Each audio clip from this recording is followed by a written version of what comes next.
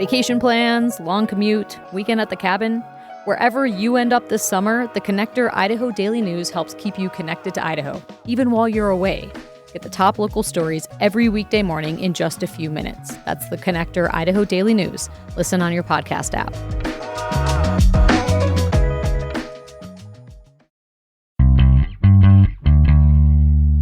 More Idaho Matters now from the studios of Boise State Public Radio News. I'm Gemma Gaudette. The Idaho Department of Health and Welfare is rolling out what could become one of the biggest investments in rural health our state has seen in years. Through the Federal Rural Health Transformation Program, millions of dollars will be available to support new ideas that improve healthcare access in rural communities. However, here's the thing. This isn't just about hospitals. We're talking cities, counties, libraries, schools, colleges, even contractors, along with other organizations, could all play a role in this.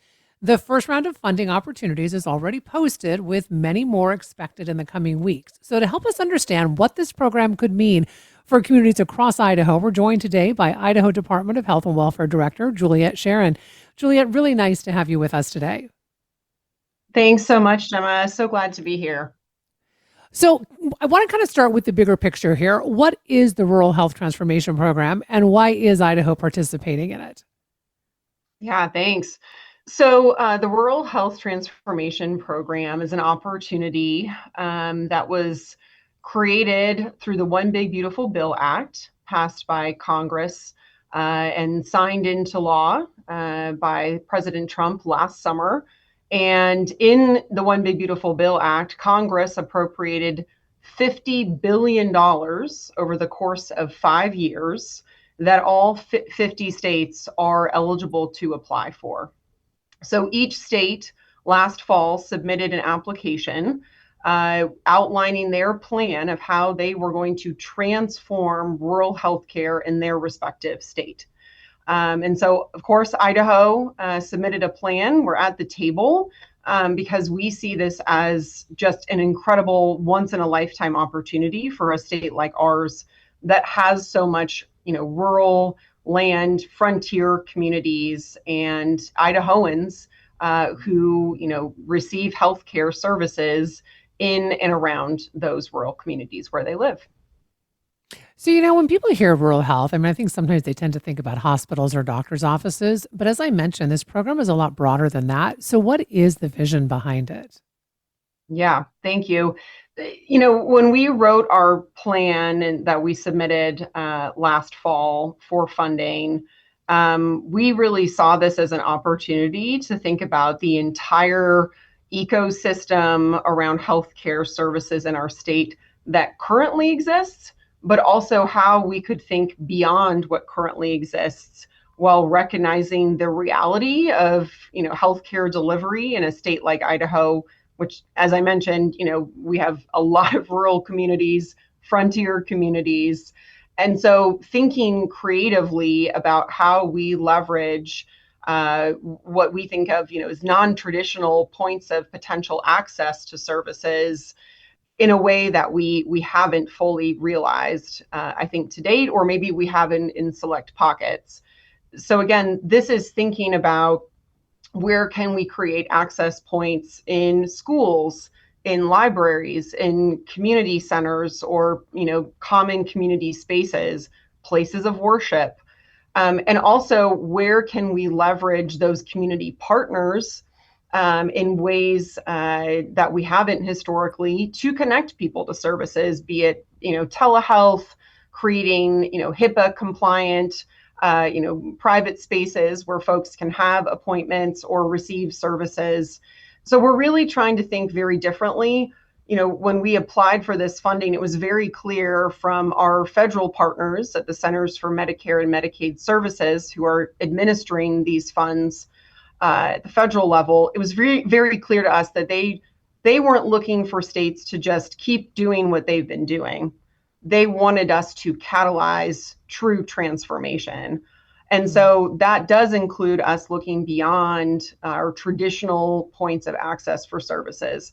These funds absolutely will support our rural hospitals, our critical access hospitals, rural health clinics, and many of our providers who are serving in rural communities across our state, but we need to also be thinking a bit more creatively if we're going to make this truly a transformative and sustainable effort. Hmm. So my understanding is the first funding opportunities that have been announced focused on project management support. There's a perinatal quality collaborative and then OB readiness. What do those first opportunities tell us about the kinds of projects that the state is hoping to support? Yeah. So, some of these very first opportunities that we have posted for and are beginning to award are really about setting some of the foundational pieces that we need to have in place as we prepare for the rest, the 4 years that we have on deck of funding. So, we need a really strong project management structure.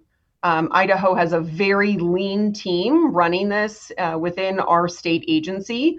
We have one of, if not the leanest state team across the nation. And so we do need some extra supports to make sure that we are fully complying with all of the federal requirements that we have as a recipient of these funds.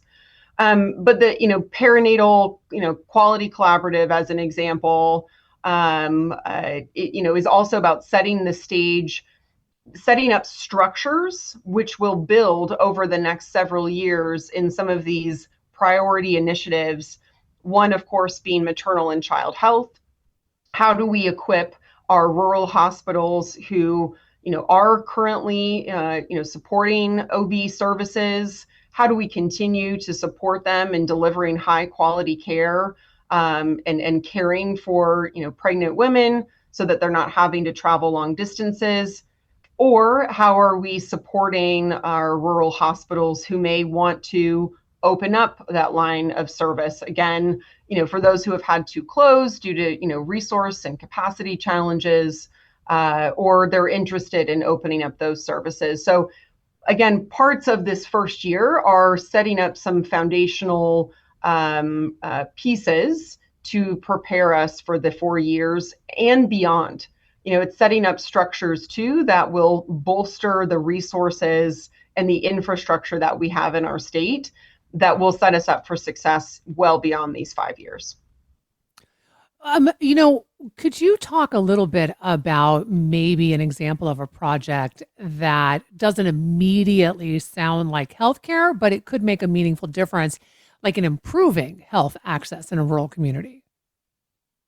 Sure. One that I am really trying to emphasize again is some of these infrastructure projects that they're not going. Maybe some of those funds won't go immediately to providers, but they may go to remodeling of community spaces to create access points, or they may go to again, places of worship or within schools. So it's creating potential points of access to healthcare services through technology that we have, via telehealth or remote telemonitoring.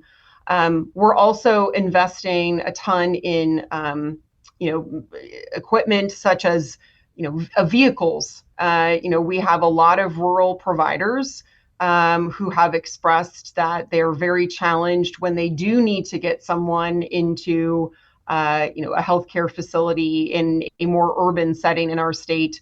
Transportation is a big issue. So investments in vehicles, and not even just like ambulances. I anticipate we will be buying some ambulances, but just a traditional vehicle to help transport a rural resident, perhaps an elderly rural resident, to an appointment in Boise or Idaho Falls or what have you. So, it's not all going to be directly going to those rural providers. It may be going to, local government. It may be going to other community organizations, places of worship who are wanting to be part of that infrastructure, though, to create access to care in our communities that may be more challenged to do so today. It seems that the program is really about more than just solving today's challenges. It seems to be about building stronger rural health systems for the future. So, with that, what does success in your eyes look like 5 years, even 10 years down the road? I um I feel very confident, Gemma, that we will be in a fundamentally different place. And I think in several areas that, we've struggled with, such as workforce, we're putting a ton of dollars as part of our plan into developing, the healthcare workforce pipeline. We're not just putting funds towards recruitment and retaining the providers that we have today, which, we are allocating funds to that, but we're also thinking long term in terms of strengthening and building out the pipeline where it doesn't potentially exist today. So working very closely with our state agency partners at State Board of Education, for example. We're also strengthening, other critical infrastructure pieces, emergency management services, working with Idaho Military Division and the connections that they have with local county government and emergency management. EMS services has long been known as, I think, an area of opportunity for us in our state. Again, vast geographic expanses to cover for emergency management. So I feel very confident we're going to strengthen services there. I think we will also be supporting I refer to as practice transformation. So helping rural providers in our communities realize the potential of technology, but also, process redesign. Helping them with continuing education for their providers, but also, their billing staff or their front office staff, helping them realize, the power of some of the tools that we'll be able to make available to them through this funding that will help them with revenue generation, that ultimately will help them with sustainability long term and keeping their doors open. And lastly, I could go on, but I think the last thing I would want to highlight is I feel confident that we're going to have partnerships across the state and regionally that may not exist today, or they may be in place today, but they will be strengthened by this. Idaho is a state where healthcare happens statewide. Healthcare is not only regionally based. Because we have limited numbers of specialty providers in our state, and the need for folks to maybe receive services in multiple parts of our state, we have to all come together and work together. We do think about things regionally sometimes too. So I'm really excited about the partnerships that exist today and strengthening those, but also developing new ones. And again, getting creative with that. It might be healthcare intersecting with, schools. It might be healthcare intersecting with places of worship, other community organizations, partnerships that may not exist today, but ultimately will be able to stand the test of time and get us to a better place with our healthcare delivery system. So I have less than a minute left with you. So with that small amount of time, what is the one message that you hope people across rural parts of our state take away about this opportunity? I hope they stay tuned to the opportunities that we have posted for any rural Idahoans who are involved or work with a community organization, with our local churches, local city and county government, construction companies. We want folks, again, to think outside the box. We think this is also a great opportunity to strengthen local economies, to create jobs, and to support existing jobs in our local rural communities. So I hope folks stay tuned. I hope they see this as beyond just funding going to rural providers. It definitely will be, but it's much larger than that. And I think the future is bright for rural healthcare here in Idaho.